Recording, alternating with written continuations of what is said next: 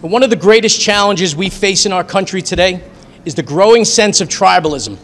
Far too many Americans tend to interpret the facts based on where they stand, as opposed to listening to the facts to determine where they stand. Climate change is an emotionally charged topic, and we can all agree that climate change is real.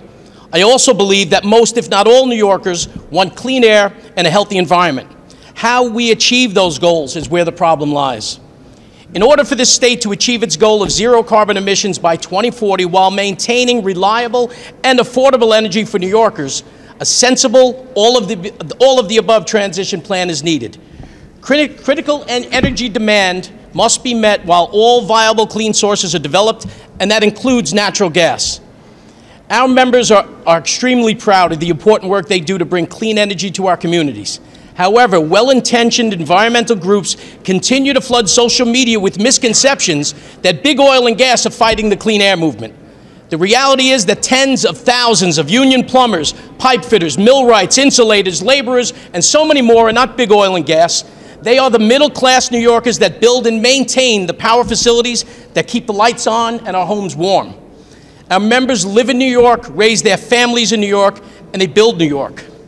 Since the implementation of the CLCPA in 2019, we no longer have to predict skyrocketing energy bills and massive job losses.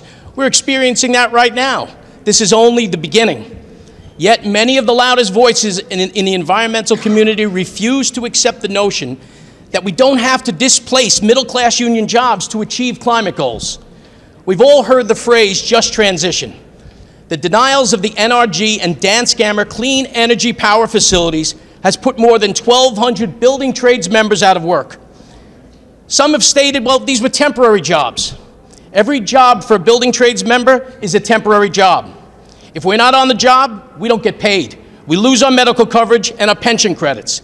The UA alone in New York City has more than 300 members unemployed and more than 100 members working in other states away from their homes in order to earn a living and maintain medical coverage for their families. They could be working at NRG or countless other facilities that are in danger of being closed. Where is their transition? Those unemployed are faced with the same high gas prices, the same high utility bills, and yet this is self-inflicted. The CLCPA is deciding who the winners and losers are. It doesn't have to be that way. One only has to look across the globe to see the hundreds of billions in capital being invested in various no and low carbon sources of energy. Experts agree that in order to move away from fossil fuel power generation, nuclear, carbon capture and storage, and hydrogen have to be in the mix. Intermittent renewables can't do it alone. Since the closing of Indian Point, which was a zero emissions facility, fossil fuel generation in New York City has increased double digits. The average age of the 70-plus facilities is 51 years old. It's more important now than ever to retire and retrofit the old gas and diesel polluting plants that are making the problem worse and build high-efficiency plants that will employ thousands of building trades members while maintaining reliable and affordable energy for the residents of the state. It's just common sense.